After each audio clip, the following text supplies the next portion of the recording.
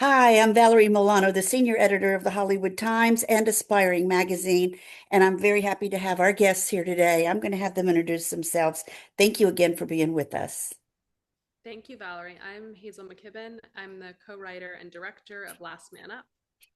I'm Robert R. Palmer. I am the co-writer, executive producer, and lead actor in Last Man Up. Okay, thank you both again, and congratulations on premiering at the Palm Springs International Short Fest tomorrow. Your world premiere, June 25th at 2 p.m. In the Social Animals block. So, what does it mean to bring standing up to one of the most respected short film festivals in the world? And what are you hoping audiences take away from the experience? I love Palm Springs ShortFest. I've had a couple other films here, and it's like one of my favorite film festivals. It's such a filmmakers festival, and I think their programming is so amazing. So we're really delighted to have Last Man Up here. Yeah, and Armando as well, Yeah, who plays Stretch, is from Coachella Valley, so it's like a little bit of a homecoming for him in a way as well. yeah. Interesting. I hope people feel it's frenetic. Like I hope they feel the energy of it. Like it'll be so fun to see it on the big screen for the first time. And I hope people feel as anxious as I want them to feel. Cool. Well, since we got you now, Robert, talking, this is your first produced screenplay. What Yeah. inspired the story, and what was the initial spark that made you want to explore this particular group of men and their relationships? I mean, all my work thematically has always kind of like lived in this realm, in this world of kind of exploring like the masculine binaries and the rules that men are expected to live by. um I felt compelled to make a story that spoke to that spoke to a group of boys that didn't have any role models and didn't have anything to look up to, and were kind of rudderless. um and so like that was the genesis of it always. It was that first, and then I think just being a film lover, like over the years you kind of acquire things that you like about this project or you like about that project, and like you spend at least your first time you spend so much time just like in your head daydreaming about aspects that you want to include. um so there were things to me that I was just kind of like, I always have wanted to make a movie like that. And so like I had hoped that this was going to be a project that I could do that on, and it was. So that's really cool. And so yeah, the genesis was just kind of like a theme that I was interested in exploring, and then like naturally just being obsessed with something, I think you kind of just like gravitate towards things, and that's what happened. Okay. And then Hazel, your previous films often explored power structures and dynamics from a female perspective. What attracted you to telling a story centered entirely on male friendships and masculinity?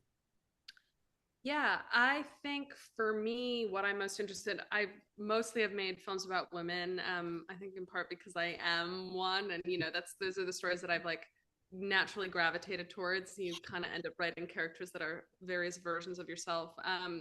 But when Robert brought me this script, to me, the power struggles are like genderless, and I was really interested in the conflict, the way they lie to each other, in the same way that I'm interested when like female characters or like a woman and a man lie to each other. I think it that what is unsaid is kind of universal, and I could really see that in this. So it aligned with my work in other ways. And also I kind of wanted to push myself and do something I hadn't done before, and this was that. Like there's not a single woman in the Right. film, so it was like really a different, different for me, which is always great as a director. Yeah. Sure. There's always The so much of like what's next. Yeah. Mm. Yeah. All right, Robert. The film unfolds over a single day and has an intense, almost combustible energy. Why was it important to compress the story into this short period of time, and how did that structure help build the tension? Yeah, that's my like that's a you short film question. rule. Yeah. Is Okay. unity of time, place, and action. It's like it's like got to be the afternoon when, or the I think the original script stretched over more It probably time, did, yeah. and I was like, we can't do it like that. You've got to really compress it, because I think when you compress the time, you compress the conflict, you compress the tension. It makes it more combustible. It makes it more just there's just more there, and I think Right. I really try to do that in shorts. Also more producible, even like he more makeable. So You sent me this reference. I remember when we first, it was this French short film. yeah, But fog quicksand. Yeah. yeah. But this film in particular was like, I think the amount of time that passed in the film was pretty much the amount, like it was basically like a 1-for-1. And Almost real time. yeah, and I was like, that's thrilling. Yeah, it's Because you watch something actually unfold, you yeah. know. It creates more tension, and I think Yeah. I think good short films like follow mostly by and large follow this rule. Yeah, well, on that subject, one of the most compelling ideas in the film is that these men seem to be constantly moving, running, partying, distracting themselves. Do you see the film as a commentary on avoidance and what happens when people are forced to confront difficult truths? Yeah, Yeah. Well, definitely. when people are forced to confront difficult truths that don't know how to Yeah. do that in a way that's safe or productive or healthy.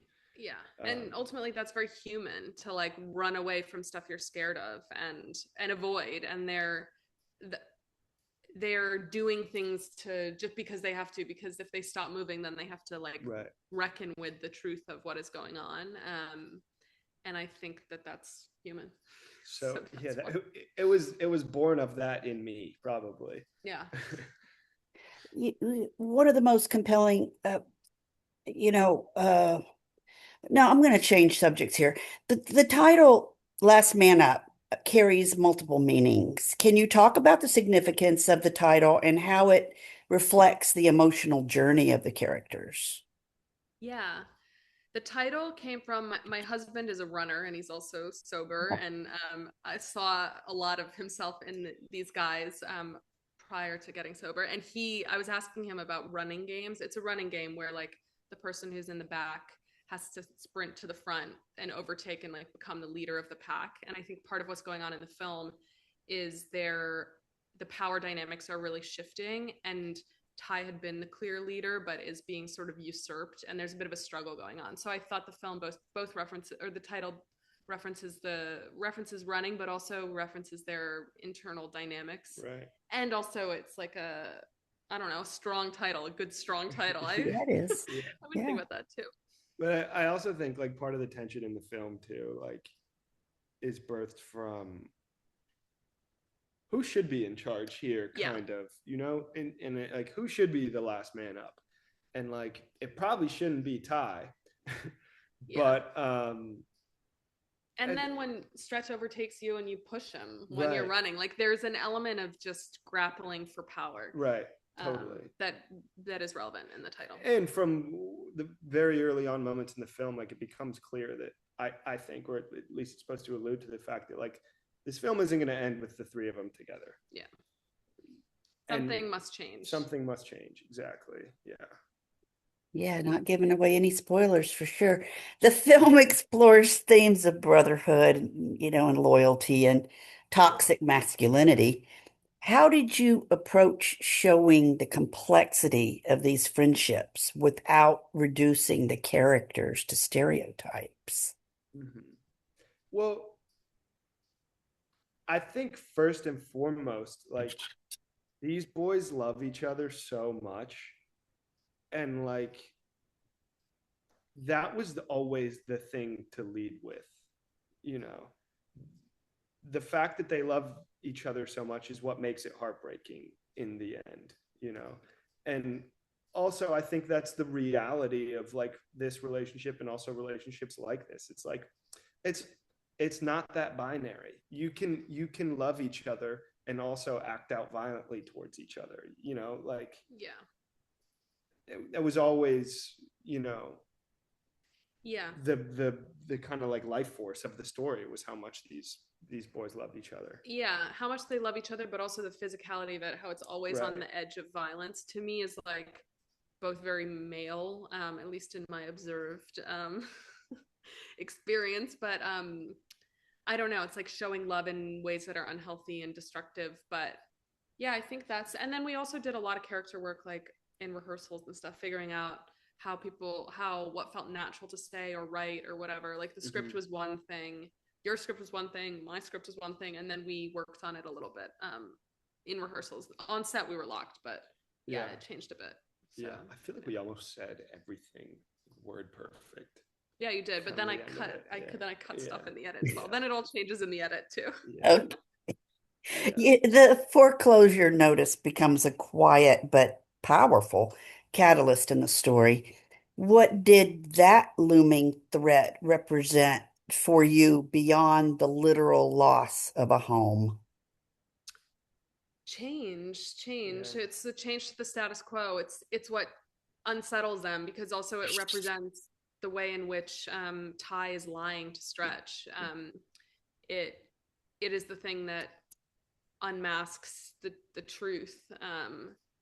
So it's not the home necessarily, but it's the end of their family as they know it, I think.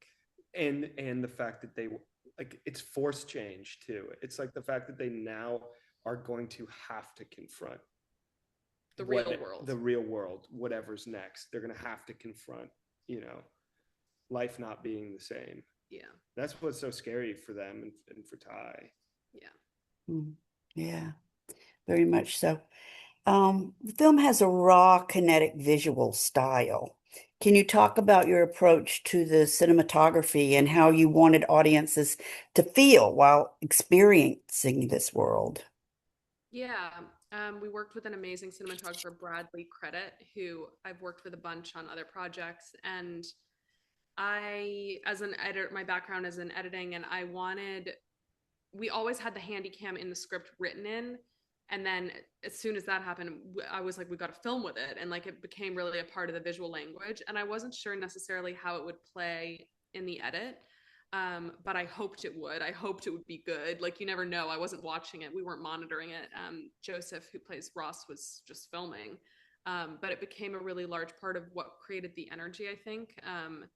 And yeah, and it was so much fun to play within the edit because it could go any direct. We were discovering things. Like usually, I would have seen everything on set, but in this case, it was like a bit of a surprise in a nice way. Yeah. And created this like feeling of like perspective shifting, but you're in the middle of them all the time. Right. Yeah, it was so intimate. Like, yeah. That was the objective, I think, was to make it as intimate as possible.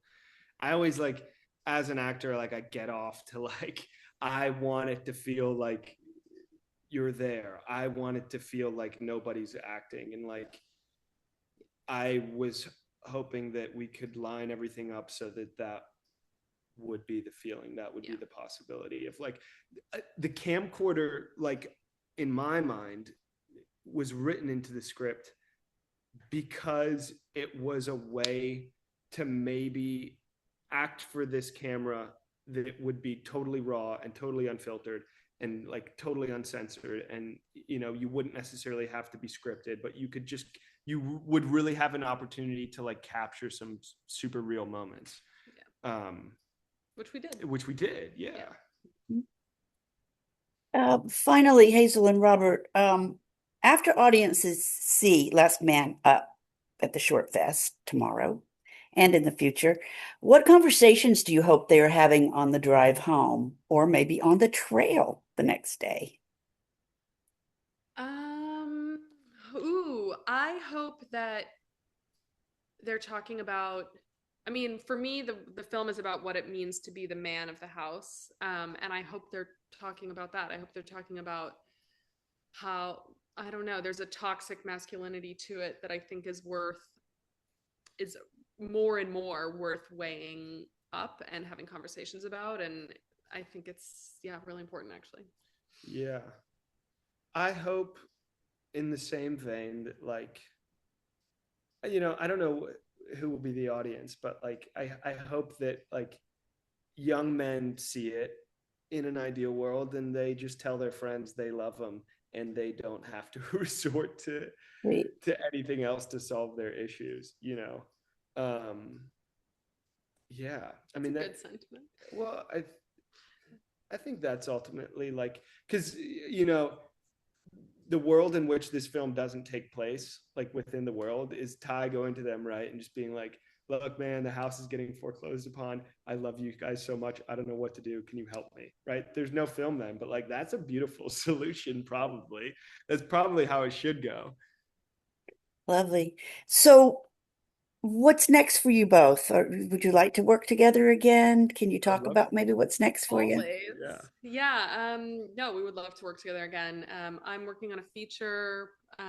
So that's my big next thing. And another short, you're working on another short. Yeah. Just filmmaking. Next, Yeah. always what's next. Yeah, always pushing to the Yeah. next thing, next challenge. Well, thank you again, Hazel, and Mr. Palmer. You're Robert Palmer. I love the name. Uh,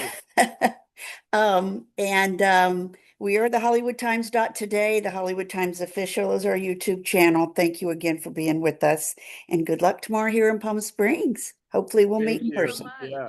All right, great. Thank you.